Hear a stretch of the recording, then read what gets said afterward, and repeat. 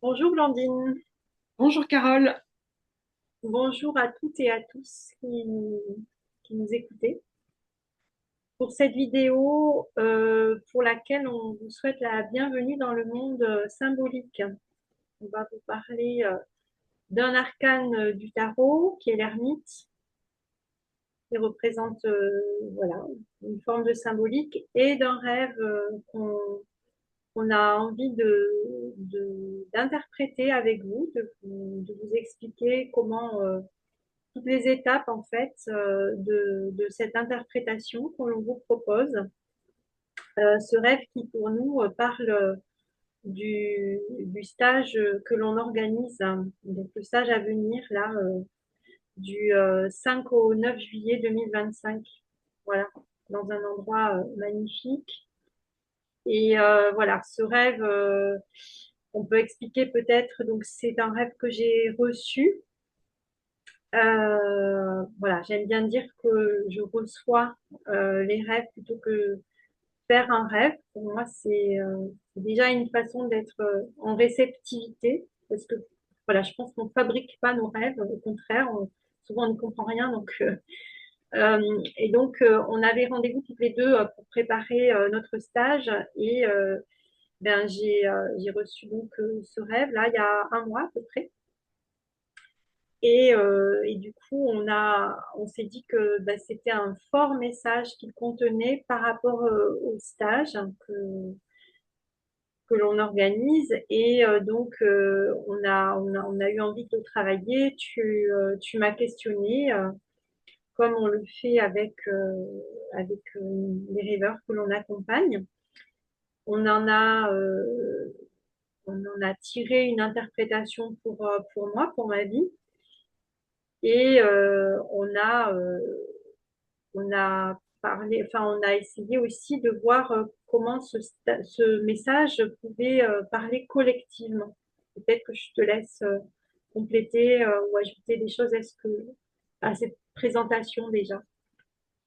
Oui, pour plus précisément par rapport à cette interprétation, en fait, on peut pas interpréter enfin, en tout cas dans notre école, on n'interprète pas d'une façon collective. On se base pas sur une symbolique collective sans aller d'abord explorer la symbolique personnelle, parce que les associations du rêveur sur les symboles, c'est vraiment le corps du rêve, c'est le sens du rêve en fait, c'est vraiment les racines. Donc, si on zappe cette partie-là, en fait, on est hors sol. L'idée, c'est vraiment d'aller vraiment prendre un temps, c'est le temps le plus long de la séance, un temps où on va questionner pour le rêveur ou pour la rêveuse chaque symbole. Qu'est-ce que ça représente pour lui, pour vraiment obtenir le sens de chaque symbole, en fait. Et une fois qu'on a obtenu le sens de chaque symbole, même si ça a l'air très absurde et disparate, le rêve a l'air de ne pas avoir de sens, quand on a retourné chaque symbole et qu'on a le sens de chaque symbole, il y a une cohérence qui se dégage, qui est très forte. Et après, parfois, cette cohérence, on peut l'élargir à une interprétation sur le plan collectif. C'est ce qu'on fait pendant nos stages. Et c'est ce qu'on va faire là, puisque là, ce rêve, il parle du stage. Donc, on considère qu'il y a une dimension collective et que ça peut parler à tous les gens qui se sentiraient appelés pour venir au stage, en fait. Mhm. Voilà pour l'interprétation. Ok. Est-ce que Et toi, tu voulais dire quelque chose? alors, je voulais aussi parler donc de l'arcane de tarot qu'on a, qu'on a envie d'associer au message de ce rêve. Habituellement, donc ça va faire le neuvième stage que l'on organise là l'été prochain. Et jusque-là, on n'a jamais posé de thème sur nos stages, puisque selon nous, ce sont les rêves, et ça, on l'a remarqué de manière assez impressionnante. Euh, Ce sont les rêves qui donnent le ton, qui donnent le thème du stage. Donc, on va interpréter plusieurs rêves reçus dans le cercle par plusieurs personnes différentes. Et, euh, et en fait, on s'est rendu compte à chaque fois, ça n'a jamais loupé, C'est que incroyable. tous les rêves parlent à chaque fois d'une manière différente d'un même sujet, comme pour amener le groupe dans un sens. Voilà. Donc jusque-là, bon, voilà, nos cercles étaient plutôt des cercles de femmes et on appelait ça je me revêtirai de bonheur. Et l'année dernière, en fait, on s'est trouvé un petit peu à devoir choisir des dates par rapport au lieu sur lequel on allait travailler. On a un nouveau lieu absolument magique et magnifique où on a décidé de retourner d'ailleurs l'été prochain. Et comme on était coincés, voilà, je t'ai proposé qu'on tire un arcane de tarot pour nous aider à comprendre ou à sentir quelle était la bonne date, sachant que quand on tire un arcane de tarot, on est sur le même mode que l'interprétation des rêves avec ce que tu viens d'expliquer sur la symbolique. C'est-à-dire qu'un arcane n'est pas du tout prédictif. Il va renvoyer en miroir une énergie et à chacun de dire, de sentir, de ressentir qu'est-ce qui se passe pour elle, pour lui, en face de cette énergie. Euh, voilà, et c'est vrai que l'année dernière, on a tiré la papesse une première fois, puis on a posé une autre question, puis on a tiré la papesse une deuxième fois, et puis voilà, on a fait une vidéo pour expliquer tout ça.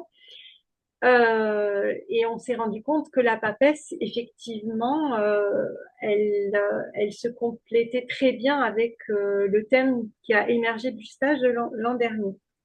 Du coup, on s'est dit, on s'est proposé de tirer un arcane pour voir pour l'année prochaine, pour le stage de 2025, et on a tiré l'ermite.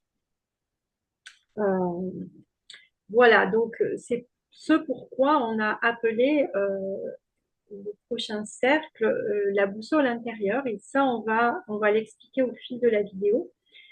Et avant de commencer d'aller sur le rêve, je vais donc vous montrer l'ermite et vous proposer d'essayer de capter qu'est-ce qu'il vous dit à vous, cet ermite, comment il résonne pour vous. Euh, et euh, voilà, peut-être d'entrer dans ce monde-là déjà, hein, dans une autre forme d'écoute, plus corporelle, plus sensitive. Alors voilà, bienvenue avec dans le monde de l'ermite.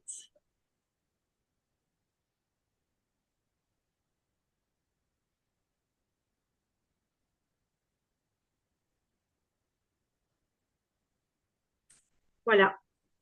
Est-ce que tu as envie de rajouter quelque chose, Blandine? Par rapport à l'ermite, j'aime beaucoup ce que tu dis sur la symbolique des cartes, hein. C'est vraiment, ça permet de préciser comment on aborde les symboles en fait, et que vraiment comment les cartes peuvent faire miroir de ce qu'il y a à l'intérieur de nous en fait. Qu'est-ce qu'on voit? On voit pas tous la même chose, donc ça parle de nous en fait. Après, l'ermite, il vient nous inviter, c'est ce que tu t'expliques mieux que moi, tu parles mieux de l'ermite que moi. Il vient nous inviter à la lenteur et un autre rythme, exactement comme l'analyse de rêve. Et ça nous semble important d'en parler maintenant, parce que souvent quand on regarde des vidéos, on est dans un espace où on est très stimulé, on a une envie d'avoir plein d'infos, voilà, de recevoir plein d'informations, d'apprendre des choses. Et souvent, ça va assez vite, les vidéos. Et là, on va pas du tout être sur ce rythme-là, en fait. On va être sur un rythme qui demande beaucoup de lenteur, exactement comme le rêve nous amène à ça. En tout cas, l'analyse de rêve amène à ça. Et le rêve lui-même parle de ça. Donc, ça peut être, il peut y avoir des résistances, il peut y avoir une envie de passer à autre chose, hein, qui serait naturelle. Et donc, il y a un passage, une étape à faire pour pouvoir aller jusqu'au bout de ce processus. Peut-être passer dans une écoute un peu flottante pour faciliter cette écoute de ce qu'on va faire, là, l'analyse de rêve. Peut-être de juste écouter et pas regarder la vidéo, si c'est plus facile pour vous. En tout cas, peut-être vous allonger. Enfin voilà. L'idée, c'est de se poser pour pouvoir vivre le processus dans le corps. C'est vraiment un processus global. C'est pas seulement la tête, le mental qui est nourri, c'est aussi tout le corps. Il y a une forme de descente énergétique quand on se met à l'écoute des rêves, en fait. Oui, alors tu as un petit peu parlé de l'ermite. Alors c'est vrai que voilà, moi j'ai invité chaque personne à observer. Alors peut-être que vous avez justement reçu cette énergie de lenteur hein, en regardant l'ermite. Alors on peut en dire aussi quelques mots. d'une manière plus générale, hein, mais c'est vrai que l'invitation, c'est en premier lieu de voir qu'est-ce qui se passe, de ressentir qu'est-ce qui se passe quand on est en face de cette image, de ce symbole. Et donc, voilà, bon, c'est cet homme qui chemine. On peut présumer que c'est très lent parce que ben, il est pas sur un cheval, il est à pied, donc il avance à son rythme. Il a une lanterne donc pour éclairer son chemin. Et donc, il pourrait nous inviter à une forme d'intériorité, euh, à une forme de solidité, parce qu'il a un bâton couleur chair qui inviterait à s'appuyer sur son axe intérieur, sur ses propres pas, sur son propre chemin. Voilà. On en reparlera. On va rentrer dans l'énergie de l'ermite en contemplant le rêve, en fait. Ça permet, le rêve vient, permet de vraiment prendre le temps de rencontrer cette énergie-là. C'est ce qui nous est apparu, en tout cas. Peut-être que je peux lire le rêve. Alors, je ne sais pas si on a dit, c'est un rêve que j'ai reçu. Oui, Je l'ai dit, hein. tu l'as dit, ouais, c'est bien de le redire. Voilà. Alors, je vais le lire, raconter. Donc, le rêve commence avec le fait que je suis euh, nue, prête à m'habiller. Et une amie est là. Ça me dérange pas qu'elle soit là, qu'elle me voie nue. Mais je ferme quand même la porte de ma chambre en lui disant, je m'habille et je suis là dans une minute. Sauf que je me retrouve à chercher à me déshabiller, à enlever mon pyjama et que je n'y arrive pas. Donc mes bras sont croisés donc dans cette position et je cherche à retirer mon pyjama, mais ça se fait vraiment millimètre par millimètre. Et en même temps que j'arrive pas à me déshabiller, je suis mal à l'aise vis-à-vis de mon ami parce que je suis pas cohérente dans ma parole puisque la minute est dépassée. Ensuite, la deuxième image du rêve, c'est que je vois dans le fond de mon placard où il y a mes habits, des objets que j'ai dû laisser là et qui ne me servent plus. Donc, le placard est assez dégagé au fond et il s'avère plus grand que d'habitude. Et donc, il y a une mise en lumière sur deux objets, un porte-bébé dans les tons noirs et gris, avec une structure métallique qui semble neuf. Et je me dis que je vais pouvoir le donner, ce porte-bébé. Sur la droite, je vois une paire de chaussures de ski ou de montagne qui sont grandes, trop grandes pour moi et qui sont plutôt masculines. Donc, je pense à toute la place que je vais pouvoir faire en me débarrassant de ces objets. Et à ce moment-là, je me retrouve dans une pièce assez grande, plutôt carrée, assez intime et chaleureuse. Et là, donc, je me retrouve en face des participants de notre stage, de notre cercle d'été. Et donc, je vois à ma droite une personne qui est une femme qui est très assise, très posée, très détendue, qui est assise sur toutes les personnes sont assises sur des matelas en forme de canapé, enfin qui font office de canapé. Et en face de moi, je vois donc Blandine qui est assise à côté d'une participante et elles sont en train de rire. Voilà, je regarde cette pièce qui est sans fenêtre et les murs sont en couleur ocre, en pierre jaune, en ocre jaune. Et il y a une niche en hauteur, sur ma gauche d'ailleurs, et les pierres sont taillées pour former un chat. Il y a des bougies dans la niche, ça fait comme un sanctuaire. Et là, à ce moment-là du rêve, je suis seule, les personnes sont dans mon dos. Et là, je me retrouve en fait, au fond de cette pièce. Après cette première pièce, il y a une autre pièce. J'y entre et en fait, je me retrouve dans une magnifique salle de bain, mais En fait, c'est pas une salle de bain, c'est plutôt une pièce réservée à des ablutions sacrées sans fenêtre. Et nous sommes comme dans des profondeurs. Je suis comme dans des profondeurs. Je passe et là, je vois un escalier.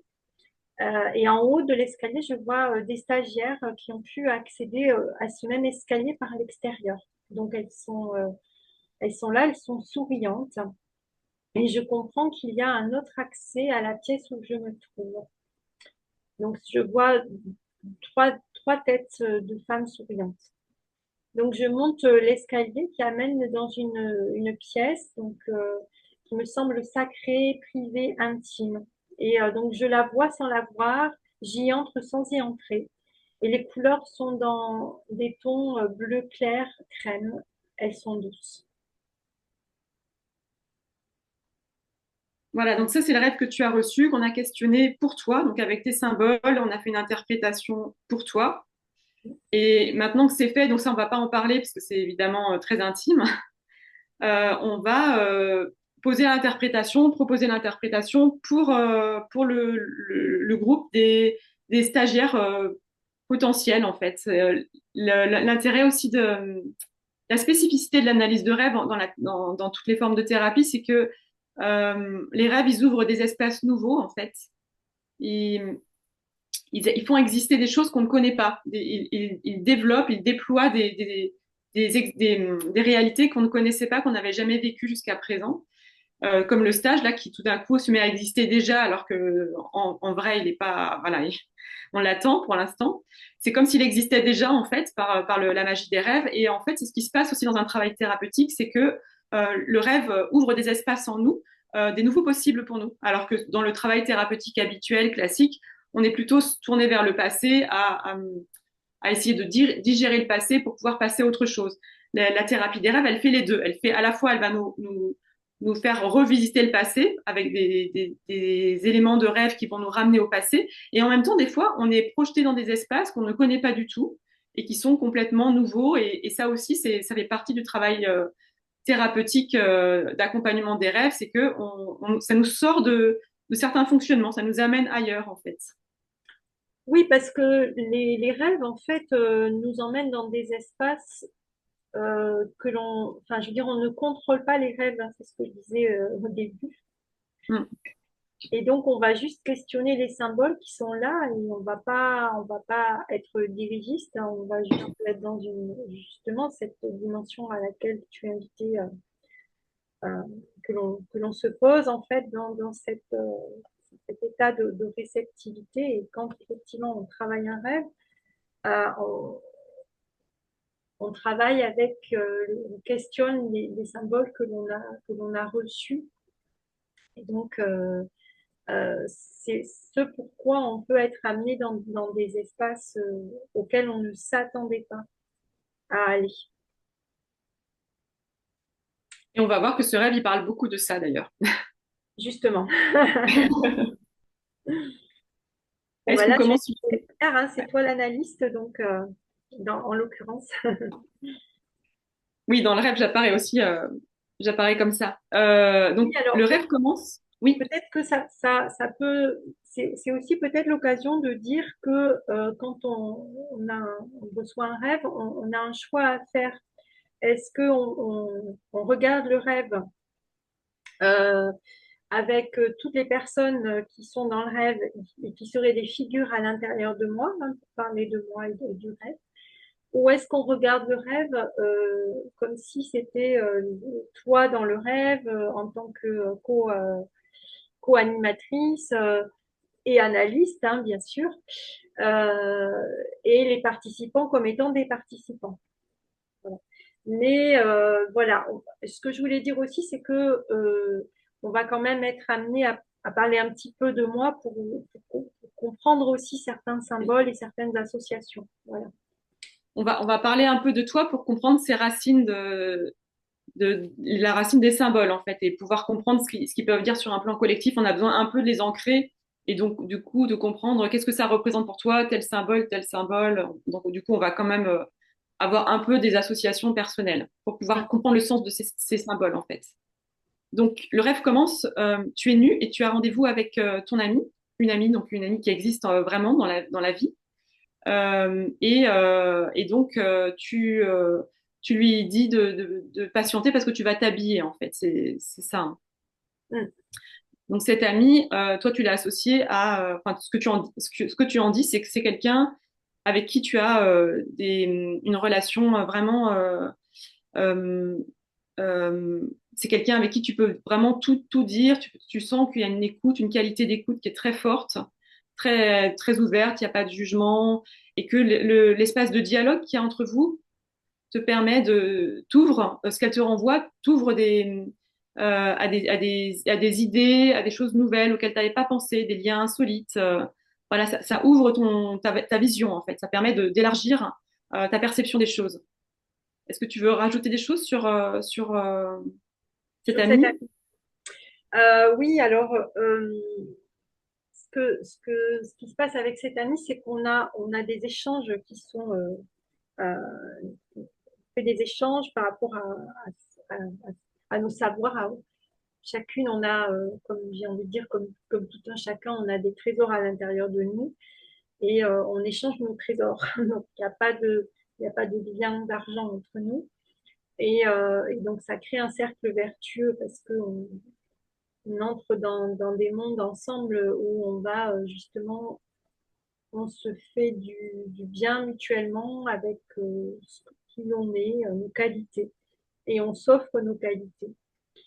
Et donc, ça peut nous amener peut-être à expliquer concrètement ce que l'on entend par féminité en analyse jungienne. Mhm. La féminité dans le sens euh, d'une relation qui va ouvrir des espaces nouveaux. Quand on relation, quand on ose s'ouvrir hein, à l'autre et s'ouvrir soi-même, eh bien, on va pouvoir peut-être même accéder à des espaces de renouvellement. On va rentrer dans une dimension, bon, déjà toujours de sécurité parce qu'il y a de la confiance, parce qu'il y a il y a de l'amitié ou de l'amour. Et parce que la féminité est reliée au sexe féminin qui est donc ouvert, qui est en capacité à la fois de recevoir et à la fois de donner la vie, donc d'amener du renouveau symboliquement. Oui, Voilà. ça c'est super. Bah, je t'en parle très très bien. Et quand on préparait cette vidéo, on se disait que la féminité, justement, c'est vraiment, c'est tout un processus. On peut pas la rencontrer, la comprendre comme ça. Nous, on a mis énormément de temps à comprendre dans notre chair ce que c'est que cette féminité. En fait, avec toute notre formation, avec notre analyse de rêve personnel, avec toute notre pratique, on découvre chaque jour ce que c'est un peu plus la féminité. C'est pas quelque chose qui se comprend avec la tête, c'est quelque chose qui se vit, qui s'éprouve en fait. On se rend compte, on se voit vivre et on voit à quel moment on est dans la féminité, à quel moment on n'est pas dans la féminité en fait. Mm. Et, euh, et donc cette féminité, juste pour compléter et pour préciser, c'est en chacun de nous, homme ou femme en fait. C'est une capacité en chacun de nous. Euh, en tout cas, dans le rêve, elle est représentée par cette amie. Et c'est comme si tu avais rendez-vous avec la féminité. On l'a compris comme ça. Le rêve semble dire qu'il y a un rendez-vous à honorer avec la féminité et que c'est pour ça que tu serais nu en fait. C'est parce que pour rencontrer la féminité, on a besoin d'être nu en fait, c'est-à-dire de pas se cacher, de pas être avec des apparences, avec comment dire des façons de relationner où on joue un rôle en fait. Pour rencontrer la féminité, on a besoin d'être authentique, d'être sincère et d'être dans une forme de vérité. De sincérité aussi, ouais. Sincérité. Authenticité, sincérité, voilà, oui, c'est vrai qu'on a associé la nudité à cette dimension symbolique hein, d'être en totale authenticité au début du rêve. Donc au début du rêve, il y a vraiment cette relation qui est là et ça ne pose pas de problème d'ailleurs.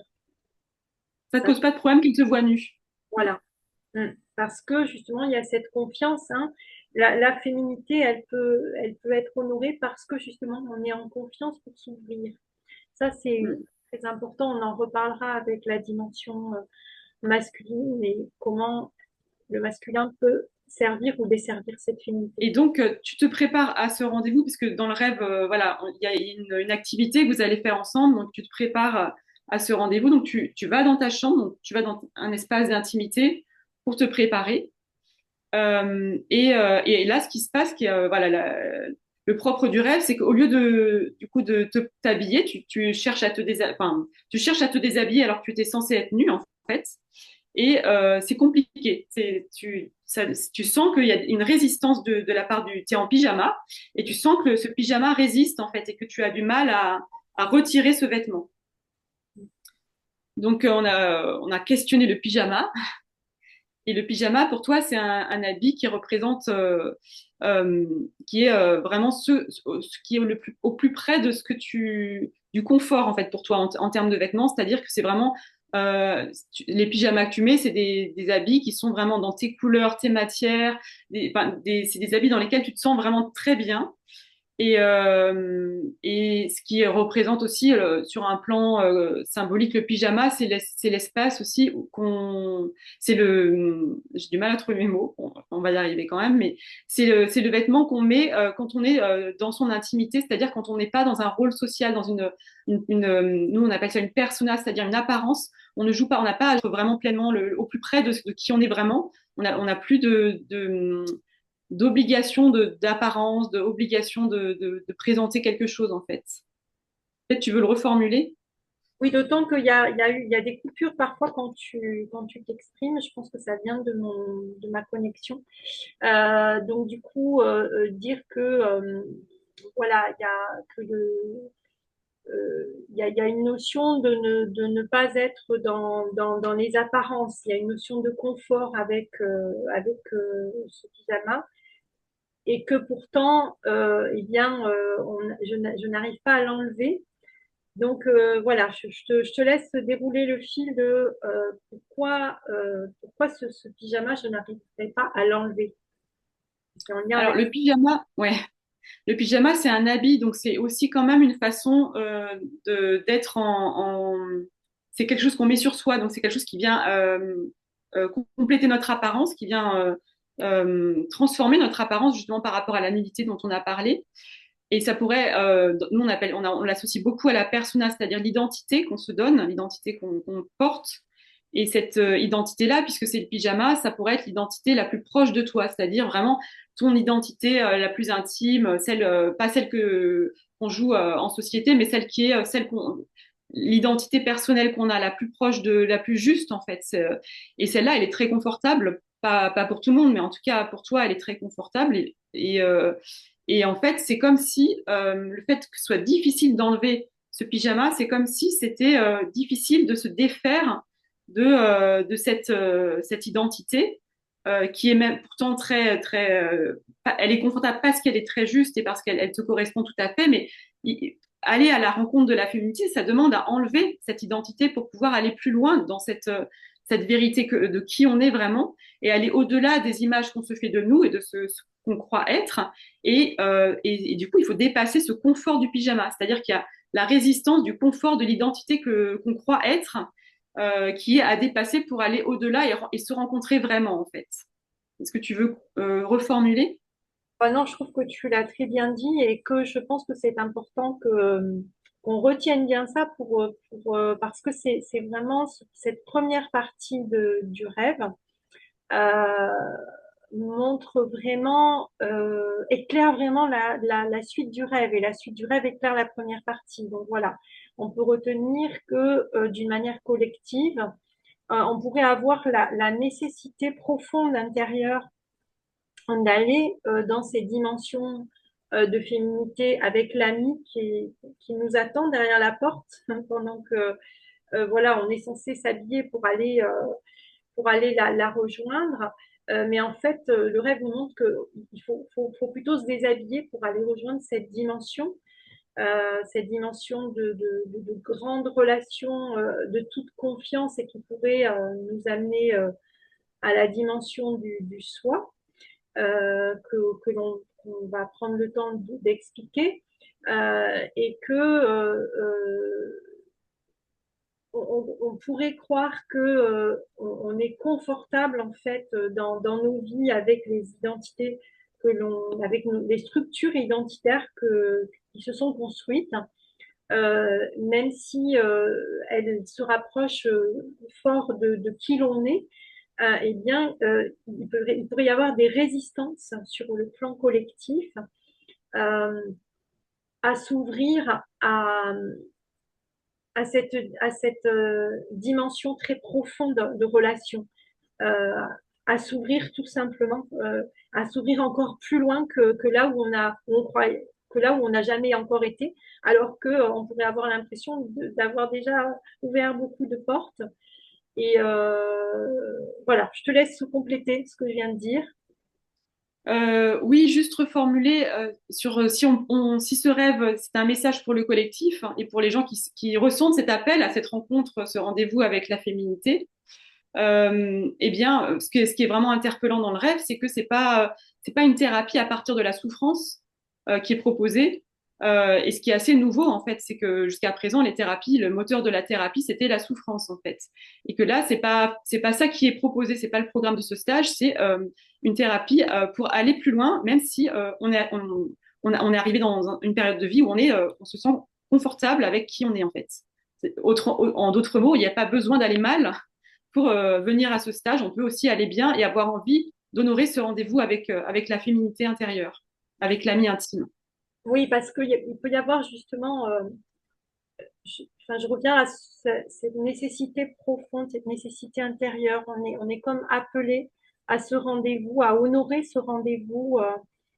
Euh, D'ailleurs, dans le rêve, ça me rend pas très confortable de pas y arriver, d'être attendu et de pas y arriver. Donc, il y a quand même un inconfort. Euh, et, euh, enfin voilà, on verra toute l'articulation de vouloir sortir du confort et tout en étant inconfortable.